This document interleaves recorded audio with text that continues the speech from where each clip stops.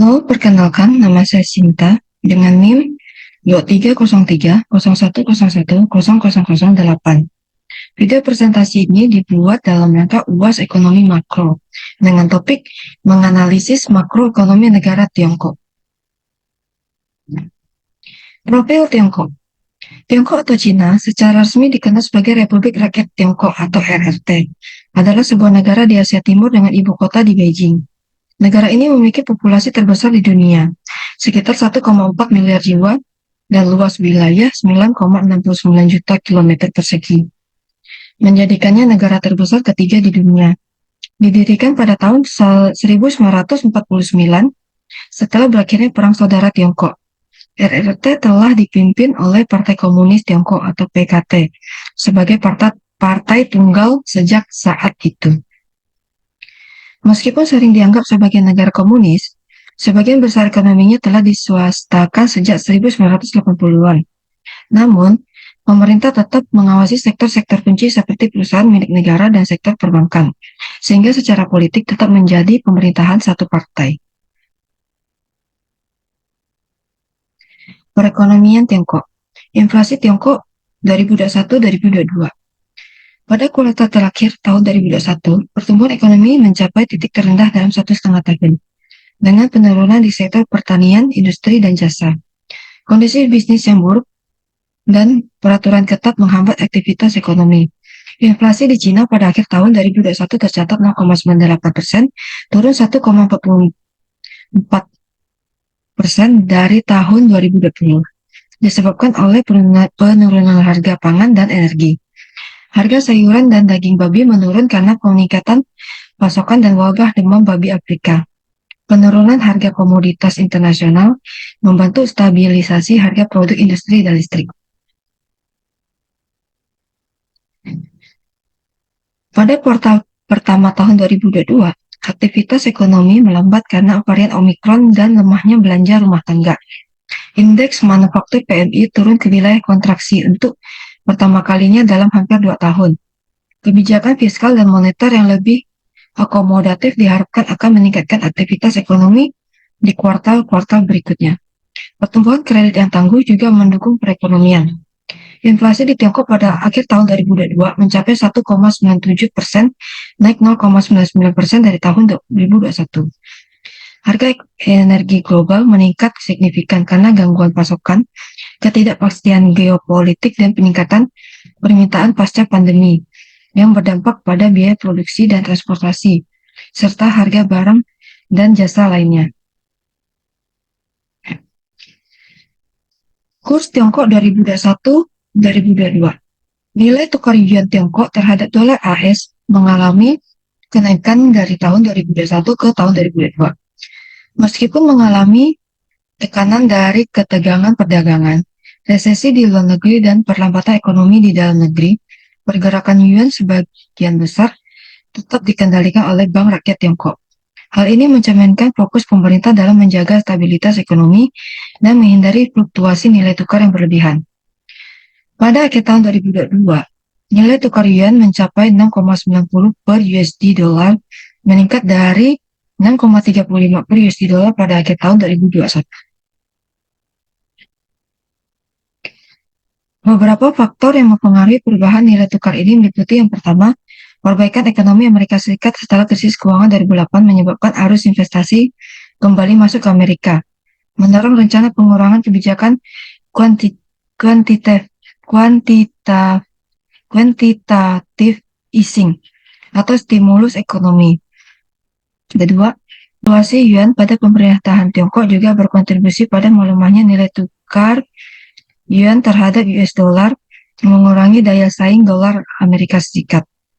Krisis ekonomi dan keuangan global mempengaruhi nilai tukar, terutama ketika beberapa negara mulai menggunakan yuan sebagai alternatif dalam perdagangan internasional, seperti Argentina yang mulai membayar barang dari Tiongkok menggunakan yuan.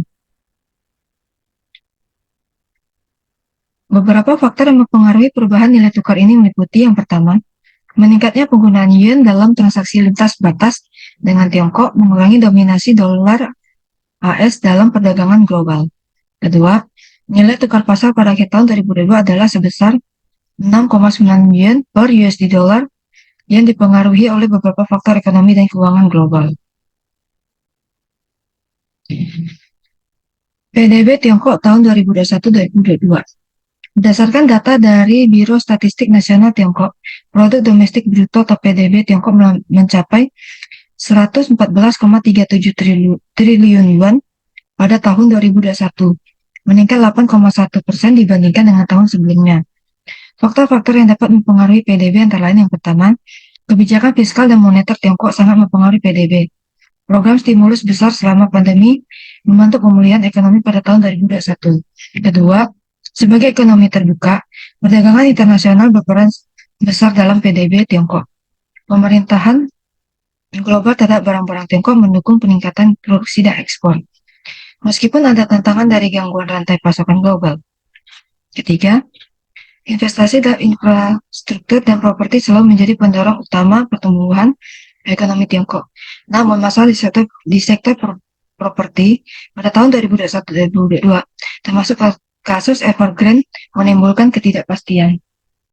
Yang keempat, konsumsi domestik juga berkontribusi signifikan terhadap PDB. Pada tahun 2021, konsumsi meningkat seiring dengan pemulihan dari pandemi. Tetapi kekhawatiran ekonomi global dan langkah-langkah pengendalian COVID-19 mempengaruhi konsumsi pada tahun 2022. Pada tahun 2022, pertumbuhan PDB Tiongkok melambat dengan total PDB mencapai 121 triliun yuan dan pertumbuhan sebesar 3%. Hal ini dipengaruhi oleh perlambatan ekonomi global, kebijakan domestik, serta tantangan struktural dalam perekonomian Tiongkok.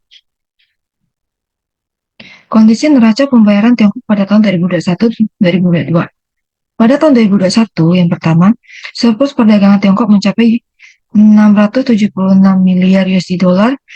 Ekspor Tiongkok meningkat 30% menjadi 3,36 triliun USD dollar.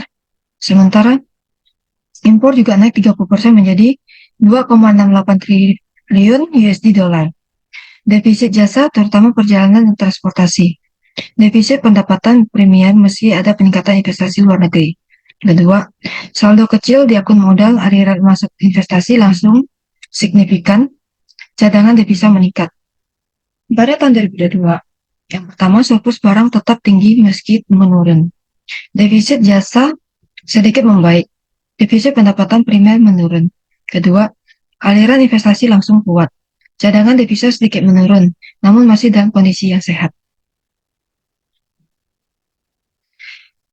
Secara keseluruhan, Tiongkok menunjukkan kekuatan dalam neraca pembayaran selama 2001 dan 2022. Dengan surplus akun lancar didorong oleh ekspor barang yang besar. Sektor jasa masih mengalami defisit tetapi ada perbaikan. Akun modal yang finansial mencatat aliran investasi yang sehat dan cadangan devisa yang kuat, menunjukkan stabilitas ekonomi yang berkelanjutan.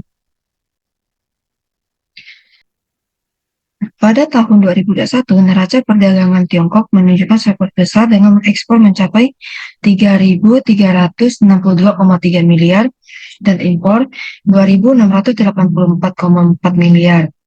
Tiongkok mengekspor perangkat elektronik, mesin, dan produk manufaktur ke Amerika Serikat, Hong Kong, Jepang, Korea Selatan, dan Vietnam. Impor utama berupa bahan baku seperti minyak dan biji besi dari Korea Selatan, Jepang, Amerika Serikat, dan Australia. Pada tahun 2022, meskipun ada tantangan logistik dan kebijakan pandemi, neraca perdagangan tetap kuat dengan ekspor sekitar 3.593,62 miliar dan impor 2.716,61 miliar. Meskipun pertumbuhan perdagangan Tiongkok mencapai 12,13%, sedikit di bawah pertumbuhan global, akan tetapi Tiongkok berhasil mempertahankan surplus perdagangan yang tinggi. Kesimpulan, pada akhir 2021, pertumbuhan ekonomi Tiongkok mencapai titik terendah dalam 1,5 tahun karena penurunan di sektor pertanian, industri, dan jasa, serta kondisi bisnis yang memburuk dan peraturan ketat. Inflasi turun menjadi 0,98% karena penurunan harga pangan dan energi. Pada awal 2022, ekonomi melambat lebih lanjut akibat varian Omikron dan lemahnya belanja rumah tangga. Namun kebijakan fiskal dan moneter diharapkan meningkatkan aktivitas ekonomi selanjutnya. Inflasi naik menjadi 1,97% pada akhir tahun 2022 akibat kenaikan harga energi global. Nilai tukar yuan terhadap dolar AS naik dari 6,35 yen per USD dollar pada akhir 2021 dengan menjadi 6,9 yen per US dollar pada akhir 2022. PDB meningkat menjadi 121 triliun yuan dengan pertumbuhan 3% pada 2022 dan surplus perdagangan mencapai 676 miliar USD dollar dan ekspor dan impor masing-masing meningkat sekitar 30%.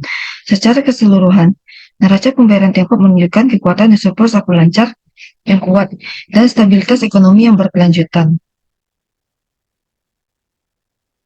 Berikut adalah referensi dari materi yang saya presentasikan. Demikian presentasi saya, terima kasih.